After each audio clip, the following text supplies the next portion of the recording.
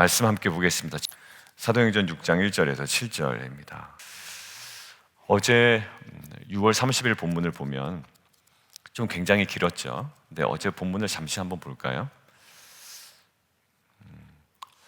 5장, 6장, 7장을 우리가 사도행전 성경 공부할 때 이렇게 정리를 했습니다. 존 스턴트 목사님 자료를 참고로 1장부터 2장, 3장, 4장까지, 물론 4장은 첫 번째 협박 받는 장면이 나왔지만 그래도 말씀이 흥황하고 계속 믿는 자의 수가 늘어나는, 우리가 흔히 표현하는 초대교회 부흥의 장면이었습니다. 그런데 갑자기 제동이 걸리는 몇 가지 장면들이 나오는 거예요. 그래서 초대교회를 향한 사단의 전략, 이렇게 우리가 붙였죠. 그래서 5장을 어떤 제목을 붙였냐면 거짓의 문제였습니다. 그러니까 공동체를 흔들 때 이 거짓의 문제로 촉발되는 경우가 있죠. 그리고 6장을 우리가 초대교회를 무너뜨리기 위한 사단의 전략, 키워드를 뭘로 잡았었냐면 우선순위의 문제였습니다. 그러니까 뒤죽박죽 되는 거예요. 뭔가 공동체가 혼란스럽게 될 때 우선순위가 무너져 내립니다. 이것은 공동체뿐만 아니라 한 개인의 삶에서도 마찬가지겠죠. 그리고 7장을 초대교회를 무너뜨리기 위한 사단의 전략, 세 번째 키워드를 뭘로 잡았냐면 육체적인 핍박이었습니다. 그런데 여러분들 5장과 6장과 7장이 초대교회의 굉장한 위기 상황이 엿보이지만 공교롭게도 5장의 맨 마지막 절과 6장의 그 사건을 마무리하는 그 장면 속에 어떤 모습이 나오는지 우리가 확인하려고 그래요. 자, 5장이 결국 어떻게 마무리되느냐? 어제 본문 42절 보십시오. 5장 42절에 그들이 날마다 성전에 있든지 집에 있든지 예수는 그리스도라고 가르치기와 전도하기를 그치지 아니했다라는 거예요. 그러니까 거짓의 문제가 있었지만 사실 이 거짓의 문제, 이 위기를 잘 처리함을 통해 오히려 교회 공동체가 더욱 말씀 앞에 견고해지는 것을 볼 수가 있었습니다. 자, 6장도 마찬가지죠. 오늘 함께 볼까요? 6장 본문을 보시면 지금 우선순위로 지금 공동체 어떻게 보면 위기 상황입니다. 근데 이것들이 잘 정리되고 맨 마지막 절 7절 함께 볼까요? 시작. 하나님의 말씀이 점점 왕성하여 예루살렘에 있는 제자의 수가 더 심히 많아지고 허다한 제사장의 무리도 이 도에 복종하니라. 여러분들 이것이 그냥 단순한 일이 잘 해결됐다의 문제가 아니라 학자들이 주목하는 것에 여러분들 우리 한번 주목해 볼까요? 오늘 유독 7절에 눈에 띄는 인물이 하나 나오죠. 어떤 인물이 나오나요? 그렇죠. 뭔가 사운드가 들렸어요. 제사장입니다. 근데 제사장이죠. 제사장은 무엇을 상징합니까? 신약을 상징하나요? 구약을 상징하나요? 구약을 상징하죠. 유대교를 상징할까요? 아니면 예수 그리스도를 믿은 이후의 그리스도인들을 상징할까요? 전자 쪽이죠. 그런데 이 전자에 속한 어떻게 보면 대표적으로 상징할 수 있는 인물이 지금 새번역과 우리말 성경은 헬라어 원어를 그대로 번역했는데 지금 요거는 조금 의역한 겁니다. 그대로 하면 정말 많은 제사장이 이 믿음에 복종했다라는 거예요. 어떤 믿음일까요? 예수 그리스도를 믿는 믿음이에요. 획기적인 변화죠. 획기적인 변화예요. 그러니까 지금 굉장히 5장, 6장, 사실 4장부터예요. 공회에 끌려가서 핍박을 받았죠. 근데 그때도 그 위기 상황을 넘기고 이 사람들이 모여서 함께 기도하니 모인 곳이 진동하더니 성령이 충만하여 담대히 하나님의 말씀을 전했다라고 되어 있죠. 위기를 잘 극복한 공동체의 말씀의 부흥으로 연결되고요. 5장도 마찬가지였고 6장도 마찬가지인데 6장은 그 범위와 정도가 확연히 달라요. 획기적인 변화입니다. 자, 이런 어떤 구조 속에 7장을 먼저 보면 7장도 스데반 집사가 죽습니다, 결국. 그런데 스데반 집사 죽은 다음에 예루살렘 교회에 핍박이 가해집니다. 그럼 이거는 정말 안 되는구나 라고 생각했는데 오히려 예루살렘 교회에 핍박이 가해졌기 때문에 예루살렘에 있는 사도들은 다 남고 나머지 인원들은 다 어디로요? 사마리아로 주변으로 흩어지죠. 그게 우리가 뭐라고 정리했습니까? 복음의 지리적 지경의 확대라고 얘기했죠. 그러니까 복음이 예루살렘과 유대와 사마리아를 넘어가야 되는데 넘어가지 못하고 있었단 말이에요. 근데 이 넘어가게 된 결정적인 동기가 뭐다? 위기였다라는 거예요. 그러니까 결국 이 위기를 어떻게 다스리냐, 어떻게 관리하냐에 따라 이것이 사실 또 다른 부흥의 시작점이 된다라는 거예요. 여러분들 정부도 마찬가지도 경제도 많은 단체도 마찬가지고 개인도 마찬가지인데요.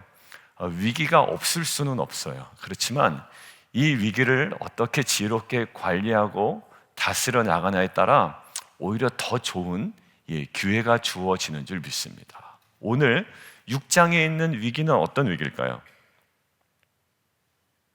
우리가 키워드 정리한 대로 그냥 우선순위라고 정리하지만 그거 딱 배제하고 우리가 좀 오늘 새롭게 볼까요? 자, 어떤 위기일까요? 그냥 말씀에서만 한번 보죠. 우선순위는 우리가 모든 것들을 종합해서 우선순위가 뒤죽박죽된 공동체에 그 우선순위를 잡아가는 과정이었죠. 근데 어떤 위기일까요, 정말? 여러분들은 만약에 여기에 리더십으로 여러분들이 세워졌다고 그러면 이것들을 어떤 위기라고 진단을 내릴 수 있을까요? 본문에서 딱 하나의 표현으로 잡아낼 수가 있을 것 같아요. 저는 2절입니다. 구제의 문제인 것 같잖아요. 근데 구제의 문제면 구제 문제 해결하면 돼요. 근데 이 사도들이 인식한 건 단순히 구제의 문제뿐만 아니기 때문에 그래요. 무엇과 연관되었기 때문에 그래요. 자, 그런데 2절에 정확하게 나와요. 뭐죠? 말씀을 제쳐놓고. 옆에서 좀 이렇게 울림이 오지 않으세요? 지금 문제는요, 말씀을 제쳐놨다라는데 방점이 있습니다. 인생의 위기는 어디서부터 올까요? 말씀이 우리 인생 가운데 제쳐놓아진 거예요. 말씀에서 멀어지는 겁니다. 에덴 동산의 위기는 어디서부터 왔죠? 배고픔에서 왔나요? 결국 아담과 하와가 하나님의 말씀으로부터는 멀어지고 뱀의 유혹으로부터 가까워졌다라는데 위기가 있어요. 여러분들, 저와 여러분이 정말 위기라고 생각하는 것이 위기가 아닐 수가 있어요. 이 공개의 문제, 이 구제의 문제가 위기인 것처럼 보이지만 맞아요. 그렇지만 더 근원적인 위기가 있어요. 우리들의 자녀가 갖고 있는 여러 가지 문제가 있을 수 있어요. 사춘기에 들어서더니 좀 이상해. 얘기하긴 그렇지만 좀 불안하기도 하고 그런 마음 들 때 있잖아요. 우리 자녀들 볼 때. 근데 그들이 갖고 있는 건 공부를 못해서도 위기가 아니고요. 부모의 말을 안 들어서도 위기가 아니에요. 왜? 애들은 다 부모 말 안 들어요. 그리고 공부 잘 안 하려고 해요. 누가 막 공부를 사명을 가지고 어릴 때부터 열심히 합니까? 하다 보니까 하게 되는 거지. 근데 정말 위기는 뭐냐면 우리 자녀가 말씀으로부터 멀어져 있다는 거예요. 여러분들, 부모님들이 우리 애들 공부 못해요. 공부 못한다고 우리들의 막 걱정하지 않습니다, 사실. 우리 정도 되는 공동체에서 막 공부 못한다고 막 속 썩고, 오히려 그 속 썩는 것보다 더 가슴 아픈 건 우리 자녀가 도통 요즘에 말씀으로부터 멀어진 것 같아요 라는 거예요. 맞아요. 그게 위기입니다. 우리 성도님들이 자녀 위해서 기도 부탁을 할 때가 있어요. 뭐 권사님도 집사님도 전화가 올 때가 있어요. 우리 딸이, 우리 아들이 사업이 잘 안 돼요. 물론 이런 것도 얘기하시죠. 그런데 정말 안타깝게 가슴 조아리면서 얘기하시는 우리 권사님, 집사님들이 계세요. 우리 딸 영적으로 더 가까이 새롭게. 여러분들, 결국 지금 사도들이 진단한 것은 말씀으로부터 멀어졌다라는 거예요. 구제 사역에 너무 힘썼기 때문에. 그럼 구제 사역을 안 해야 되냐? 그건 아니잖아요. 그러니까 어찌됐든지 간에 지금 진단을 뭐냐면 말씀을 제쳐놓은 이 상태. 말씀을 제쳐놓은 상태. 여러분들, 옆에 자녀들 오신 분들 있죠? 옆에 물어볼래요? 야, 너는 말씀을 제쳐놨니? 가까이 하니? 한번 여쭤보세요. 켈빈, 저스틴, 톱이 왜 고개 숙이지? 어떤가? 우리 노아, 피러. 오들이 왔네. 어떻게 됐는지. 여러분들, 저는 이것을 묵상하는데 몇 가지 장면이 떠올랐어요. 한 가지는 우리가 묵상했던 사무엘 상이에요. 사무엘 상에 사울이 계속 떨어지잖아요. 근데 사울이 계속 툭툭툭툭 떨어지는데 원인이 뭐죠? 전쟁을 못해서도 아니에요. 뭐 그에게 좋은 사이가 없어서도 아니에요. 좋은 사위 있는데 다윗. 도대체 뭘까요? 왜 사울이 문제가 있을까요? 근데 결정적으로 사무엘을 통해서 얘기를 해주시죠. 너가 뭘 버렸다? 하나님의 말씀을 버렸기 때문에 하나님이 너를 버렸다라는 거예요. 뭐가 위기일까요? 말씀을 제쳐놓은 인생이 위기예요. 말씀을 제쳐놓은 인생이. 근데 사울은 괜찮은 사람이었어요. 왜냐하면 키도 컸고요. 그리고 초대 왕을 하나님께서 아무나 뽑지 않았을 거라고, 괜찮은 사람을 뽑았을 거라고요. 근데 인생의 위기는 그가 뭘 가지지 못해서가 아니라 말씀으로부터 멀어진 위기였어요. 또 한 사람이 떠오르더라고요. 그래서 요즘에 이제 주일 예배 끝나고 우리 구약 성경 공부를 하잖아요. 아마 구약 성경 공부하시는 분들은 알 거예요. 그 르호보암이 잘 나갑니다. 3년 동안. 근데 잘 나가다가 르호보암이 쭉 영적으로 완전히 빠질 때가 있어요. 그때가 이렇게 되어 있어요. 3년 동안 유다 나라를 도와 솔로몬의 아들 르호보암을 강성하게 했대요. 누가? 제사장들이. 제사장들이 강성하게 했다는 건 뭘까요? 제사장을 통하여 말씀이 옆에 붙어 있었다라는 거예요. 그때 르호보암이 괜찮았대요. 그런데 역대하 12장 1절에 이렇게 되어 있습니다. 르호보암의 나라가 견고하고 세력이 강하여지니까 르호보암이 여호와의 율법을 버렸대요. 그리고 온 이스라엘이 분발했대요. 그래서 나타난 게 뭐냐면 시삭이 쳐들어옵니다. 애구방 시삭이. 위기가 닥치죠. 그러니까 애구방이 쳐들어온 게 위기가 아니라 근원적으로 뭐가 위기일까요? 말씀을 제쳐놓은 게 위기였다고요. 사랑하는 성도 여러분, 교회가 평안하며 점점 더 성장해 갈 때도, 혹은 여러 가지 갈등과 시험이 겹칠 때도 우리가 항상 조심해야 되는 건 뭐냐면 말씀에서부터 멀어질 위험에 있다는 거예요. 여러분들, 최근에 영적인 분위기, 또 사도행전을 통해서 계속 분위기는 뭐냐면 소그룹이 모일 때마다 기도하는 거예요. 그죠? 우리 남성 지기들 모였을 때도 앞부분에 기도의 시간을 조금 더 마치고 말씀을 더 깊게 나누는 거예요. 근데 온통 모임이 세상 얘기와 그냥 즐거움으로 가득 찬다. 그래서 기분은 좋죠. 근데 지금 교회적인 영적인 분위기와는 좀 다른 거예요. 기도하고. 어제도 사실 외부에서 한 분이 오셨더라고요. 선교팀 모임하는데.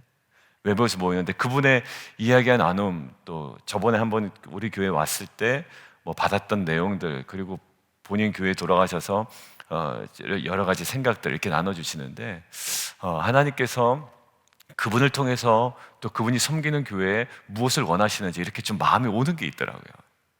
그래서 그 부분을 이제 나눠드리고, 지금 당장 우리도 이제 선교를 가려다가 지금 그쪽 현지 사정으로 우리가 이 모임으로 모이게 되었고, 또 관심 있는 자들이 모이게 되었고, 또 그분도 그 바람이 있었지만 지금 갈 수 없는 상황이지만 이 갈 수 없는 상황 가운데 우리가 해야 되는 일에 대해서, 얘는 맞아요. 지금 저희가 진단하는 거예요. 구제가 잘 되냐 안 되냐, 교회 시스템이 좋으냐 나쁘냐를 따지기 전에 우리가 먼저 점검해야 되는 건 뭐냐면 그리고 우리가 말씀으로부터 가까워지고 있느냐, 아니면 멀어지고 있느냐, 아니면 뭐 여기 표현대로 제쳐두고 있느냐라는 거예요. 정말 진정한 인생의 위기, 이 말씀부터 멀어지는 자리에서 이제 에덴 동산에서 멀어짐으로 말미암아 선악과를 너무나도 과감하게 떠먹었던 그 아담과 하와의 모습이 아니라 한 걸음 한 걸음 말씀을 따라, 주의 말씀은 내 발의 등이요 내 길의 빛입니다 라는 고백으로 정말 한 걸음 겸손하게 더욱더 나아가는 저 여러분 되기를 주님의 이름으로 축원드립니다. 자, 그러면 이들이 어떻게 했을까요? 자, 7 집사라고 하는데, 이제 집사는 아니에요, 사실. 뭐 하나의 모델이 될 수 있겠지만 이것이 안수 집사의 첫 출발이다, 뭐 이렇지는 않습니다. 하지만 어떤 사람을 뽑죠? 성령과 지혜가 충만한 사람들을 뽑아요. 그래서 어떻게 해요? 7을 뽑아서 그 일을 그들에게 맡깁니다. 그러니까 우리가 말씀을 제쳐놓게 된 어떤 일이 있어요. 그러면 그 일이 우리가 끊어야 되는 일이 있고 지혜롭게 다뤄야 되는 일이 있는데, 이 일은 어떨까요? 지혜롭게 다뤄야 되는 일이었어요. 그러니까 우리가 우리 삶에서도 마찬가지예요. 말씀을 제쳐둘 수밖에 없는 상황들이 우리 가운데 있다고요. 직장이 바쁠 때도 있죠. 그렇다고 우리가 직장을 끊어낼 수는 없단 말이에요. 구제 때문에 말씀에서부터 좀 멀어지고 말씀을 제쳐둘 수밖에 없는 상황이 된다고 우리가 구제를 하지 말자라고 할 수는 없단 말이에요. 그러니까 우리에게 뭘까요? 지혜고요. 우리가 키워드로 했던 그때 바로 적용되는 게 우선순위예요. 그러니까 사실 직장 바쁘다라는 이야기는 끊임없어요. 비즈니스 바쁘다라는 말은 끊임없습니다.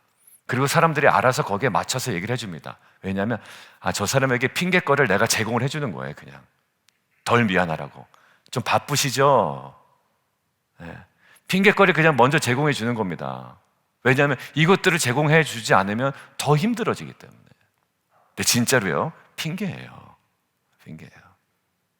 우리가 정말 치사한 얘기 하잖아요. 밥은 안 먹냐? 라는 거예요. 그러면 그때 이제 얘기합니다. 눈을 크게 뜨고, 진짜 밥 한 끼도 못 먹을 때도 있습니다. 그럴 때 있어요. 그리고 우리가 그렇게 기도할 시간이 없을 때도 있어요. 그렇지만 그게 밥 먹는 게 우리가 하루 이틀, 3일, 4일, 일주일 이상은 안 가요. 어째서인지 뭐라도 먹고요, 뭐라도 챙기고요, 잠이라도 자고 한단 말이죠. 이게 우선순위가 안 잡히면 계속 밀리게 되어 있어요. 과감하게 결정하죠. 우선순위를 그냥 정리를 해버리는 거예요. 여러분들, 이것들 이제 너무 이제 대조되는 것으로 기독교가 갈 때가 있어요. 이것은 악하고 이것은 선하다. 아무런 도움이 안 돼요. 그런데 우리에게 정작 도움이 되는 건 우선순위예요. 큐티 세미나를 할 때 이전 공동체에서 우리 청년이 묵상할 시간이 없다라는 거예요. 근데 여러 번 제가 얘기했습니다만 그 청년이 운동을 무지 좋아해요. 그래서 새벽 기도에는 나와요. 매일. 예전 공동체에서 새벽 기도 항상 나왔던 청년입니다. 청년인데 그 청년하고 이제 말씀 묵상 훈련을 같이 하는데 시간을 좀 어떻게 만들어 봐라라고 했더니 못 만들더라고요. 그래서 한번 그러면 시간을 어떻게 쓰는지 나한테 한번 얘기해 줄 수 있냐 그랬더니 얘기를 쭉 하는데 새벽 기도는 나오는데 새벽 기도 끝나고 어딜 가면 운동을 하러 가는 거예요. 운동을 하러. 그러니까 운동을 하러 가고 운동 끝나고 간단하게 먹고 출근을 한대요. 그거 조금 안 되겠냐고 그랬더니 되게 힘들어 하더라고요. 되게 힘들어요. 근데 그 마음을 제가 사실 알죠. 왜냐하면 저도 예전에 한창, 지금은 새벽 기도 끝나자마자 운동하고 이러진 않습니다. 그냥 제가 못하면 못하고 그냥 지나갈 때도 있는데 예전에 정말 그랬어요. 아침 시간에 운동 안 하면 안 되는 거예요. 그러면 운동은 하는데 뭐는 못하냐면 기도는 못하는 거예요. 기도는 못해요. 근데 어떤 그 목사님 이야기를 듣는데 본인은 아침 시간에 회의 잡는 게 너무 싫다는 거예요. 왜냐하면 한국의 목사님들은 또 미국 생활도 그렇지만 한국 생활도 바쁘잖아요. 그러니까 한국 목사님들이 한 자리에 모이기 쉽지가 않아요. 오후 2시 못 모입니다. 누구는 신방 가고 누구는 가고. 그러니까 언제가 제일 좋냐면 아침 7시에 모이는 게 제일 편한 거예요. 근데 목사님 컴플레인을 하신 거예요, 저한테. 아침에 목사님들 그 이사회를 하는데 조찬 모임으로 모이자고 이렇게 제가 스케줄을 잡고 보내니까 목사님이 저한테 간사님 그 아침에 좀 회의 좀 안 잡았으면 좋겠다는 거예요. 그래서 왜 그러시냐고. 나는 아침에 하나님과 이렇게 독대하고 1시간 이상 꾸준히 기도하는 게 있는데 그게 딱 깨지면 굉장히 불편하다라는 거예요. 그래서 제가 속으로 생각했어요. 내가 운동 못하게 하는 그 회의 잡힐 때랑 불편한 정도가 비슷하신가 보다라고 생각이 들었어요. 여러분들 볼까요? 다 떠나서요, 우선순위예요. 구제 안 할 수 없습니다. 우리가 직장 생활 안 할 수 없어요. 그렇지만 우선순위는 바로 잡을 수 있어요. 분명히 잡죠? 분명히 잡히니까 이 말씀이 자기 끊어지지가 않아요. 사랑하는 성도 여러분들, 사실 우리가 되는 핑계 대부분 다 핑계예요. 정말 핑계고요.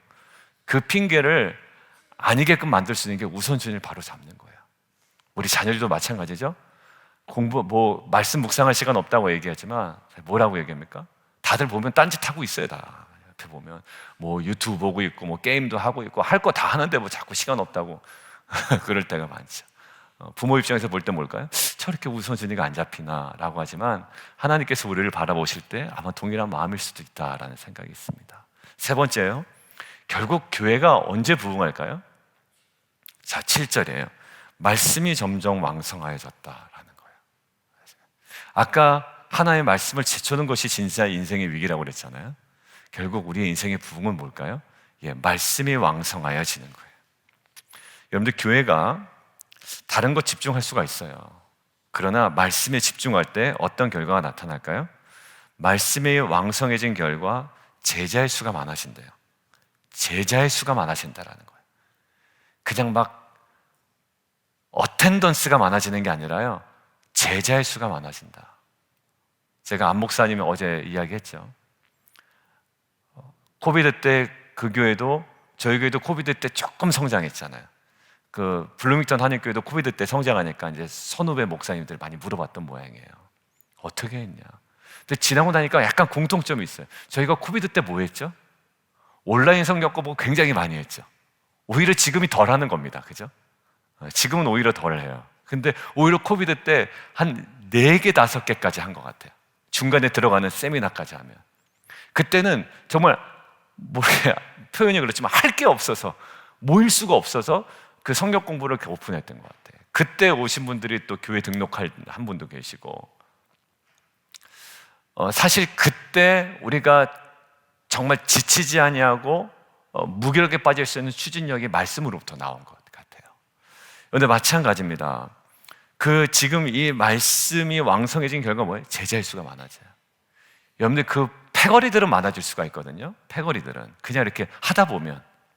근데 그것은요, 무슨 교회가 의리로 모인 것도 아니고 나의 선호도로 모인 것도 아니고, 그 선호도로 모인 것은요, 선호도가 깨질 경우에는 그게 참 어려워지더라고, 모습이. 예전에 보면 난 참 이게 좋아, 너도 좋아? 야, 우리 참 마음이 맞는다. 뭐 마음 맞는 사람들은 어디든지 있잖아요. 근데 결국 이 제자의 수가 많아지고 부흥할 때는요, 이 말씀으로 견고하게 하나 되는 정말 그 영적인 모습들이 있어요. 여러분, 우리가 기대하는 부흥, 그리고 하나님의 놀라운 역사, 이게 뭘까요? 말씀을 통해 제자의 수가 많아지고 제사장이 변했다라는 거 아닙니까? 이 놀라운 변화는 어디서부터? 이 말씀이 왕성해지는 이 영적인 부흥으로부터 시작되는 줄 믿습니다. 저희 자녀 중에 뭐 이렇게 중간에 이제 어디 뭐 인턴십 주중에 나가고, 또 어제 보니까 어디 가냐 그랬더니 이제 뭐 학교 선교단체에서는 이제 무슨 말씀 이제 성경 공부예요. 이게 그런 거에서 가요. 그러니까 이게 또 주일날은 또 교회 주말에 섬겨야 되고, 그러니까 근데 그 단체 이렇게 모습 보니까 그 말씀에 대해서, 또 훈련에 대해서 이것들이 끊임없이 시작되더라고요. 그러니까 대학교에 들어가서 그런 어떤 그런 기독교 단체나 클럽에 들어간 게 참 다행이다라는 생각이 들어요. 왜냐하면 부모가 해줄 수 없는 영역을 또 거기서 커버를 하고요. 오히려 거기서 한 거 가지고 저한테 막 질문을 막 해요. 때로는 이거 맞냐 틀리냐, 한번 나한테 말해봐라. 어떻게 보면 시집살이 할 때도 있어요, 제가. 근데 그러면서 제가 느끼는 건 잘 배우고 있구나라는 생각이 드는 거예요. 여러분들, 이 부흥이 뭘까요? 평양 대부흥이 어떤 부흥이라고 얘기합니까? 보통 헌금을 많이 했나요, 그 사람들이? 그게 아니라 평양 대부흥을 박영규 교수님이나 많은 분들이 그 부흥 운동을 연구하신 분들이 결국 핵심을 보면 말씀 사경회를 봐요. 말씀 사경회. 정확하게 말씀이 들어가고 그들이 말씀 앞에 회개하기 시작했고, 그들이 삶이 변화되기 시작했어요. 핵심을 말씀으로 봅니다. 여러분들, 진정한 이 부흥, 사람의 취향과, 여기 제가 인용해온 학자 의견이 있는데, 사람의 취향, 저 집사님, 저 권사님이 딱 내 스타일이야. 사람의 취향, 흥미를 만족시키기 위해 애쓰기보다 오히려 말씀에 집중한 교회가 처음에는 좀 스트러글을 할 수 있어요. 왜냐하면 십자가 복음 거부하고 떠나는 경우도 많거든요. 뭐 이거냐. 실제로 제가 집사님들하고 주중에 만나서 얘기하다 보니까 칭의의 구원에 대해서는 확연하게 딱 아우는 거예요. 근데 그 이유에 대해서는 되게 부담스러워하고 그냥 뭐 내가 적당하게 좀, 적당하다는 말은 표현하지 않았지만 그냥 내 방식대로 좀 살아가기를 원하는, 그렇지만 결국 취향과 흥미를 만족시키기 위해 애쓰기보다 오히려 말씀에 집중한 교회가 궁극적으로 사람들을 모으고 뭘까요? 제자를 세우고 심지어 대적까지도 감화시키는 것이 하나님의 역사임을 믿습니다. 한 분이 새벽에 나오기로, 일주일에 한 번 나오기로 결정을 하셨다라고 그 이제 배우자가 저한테 메일을 보내셨어요. 메시지를. 그러니까 기도하고 많은 여러 가지 많은 사람들 관심도 있었고, 근데 결국은 뭐냐면 가만히 보니까 그냥 뭐 성령께서 알아서 해주셨다 우리가 기도하니까 아니라 결국 두 분 사이에 말씀의 나눔이 있었더라고요. 가만히 이렇게 들어보니까 어떻게 해서 이루어졌나? 물론 하나님의 은혜죠. 하나님의 은혜인데 결국 그 씨앗이 두 분의 나눔 가운데 이 말씀의 나눔이 있었던 거예요. 여러분들, 결국 부흥은 사람이 만들어내는 것이 아니라 오직 교회가 교회됨에 기초되는 말씀에 집중할 때만 기대할 수 있는 겁니다. 그렇다면 여러분들의 비즈니스와 직장과 가정은 어떨까요? 저는 동일하다고 생각이 됩니다. 이러한 은혜 속에 우리가 말씀으로부터 멀어진 우리의 삶이 있다면 위기라는 인식과 함께 이제 우리의 삶의 우선순위를 바로잡아 더욱더 이 말씀이 저와 여러분의 삶과 우리 공동체와 특별히 우리 자녀들 가운데 흥황하여 정말 놀라운 영적인 부흥을 경험하는 귀한 공동체 되기를 주님의 이름으로 축원드립니다. 함께 기도하며 나아가도록 하겠습니다. 우리 함께 좀 기도하기를 원하는데, 이 시간 하나님께서 우리에게 주시는 말씀, 우리에게 정말 진정한 위기가 무엇입니까? 우리가 위기라고 생각하는 것들이 있죠. 구제 문제 때문에 교회가 난리가 났어 라고 하지만 사도들은 구제 때문에 난리가 났어 라고 인식을 하는데 멈추지 아니하고 말씀을 제쳐둔 상태를 오히려 더 큰 문제로 인식을 하는 거죠. 우리 안에 우리 자녀들을 바라볼 때, 또 우리 스스로를 바라볼 때, 우리 공동체와 특별히 여러분들의 모이는 소그룹을 한번 바라보십시오. 정말 말씀이 깊이 나눠지고 있는가? 여러분들, 그렇지 않다면 아무리 내가 기분이 좋아도 위기예요. 애통해야 되는 거예요. 그리고 내가 더 말씀에 헌신해야 되는 겁니다. 그 모임 가운데. 내가 적당히 나눌 것이 없어도 편안한 모임이구나. 여러분들, 이것은 초신자들에게 적용되는 것이지 우리에게는 그것이 편안해서는 안 될 것 같아요. 저도 그럴 때가 있었습니다. 말씀 묵상 못 해가지고 갔는데 이게 대충 나눠도 그냥 두리뭉실하게 넘어가는 분위기. 여러분들, 이것은 오히려 불편해야 됩니다. 여러분들, 그러한 소그룹이 많아지는 거 무슨 의미가 있겠어요? 그냥 대충 나눠서 대충 분위기 좋게 끝나는, 막 정죄하라는 얘기는 아니에요. 그렇지만 이 말씀이 막 부흥하는 분위기가 있잖아요. 여러분들, 이러한 공동체가 되기를 원하고요. 하나님, 그러기 위해서는요, 저 사람의 나눔이 어떠냐 이런 거 필요 없어요. 내가 말씀에 더 헌신하는 것이고, 내가 더 가까이 나가는 것이고, 나에게 역사하신 말씀이 우리 자녀들에게도 나눠지는 거예요. 그럴 때 우리 자녀들, 가정, 또 공동체에 말씀의 부흥이 있을 줄 믿습니다. 제자의 수가 많아지고 자녀들의 제자로 세워지고, 하물며 허다한 제사장도 그 믿음에 복종하는 놀라운 영적 반전이 우리 가운데 일어날 줄 믿습니다. 주님 이름 한번 부르고 우리 함께 기도하며 나가도록 하겠습니다.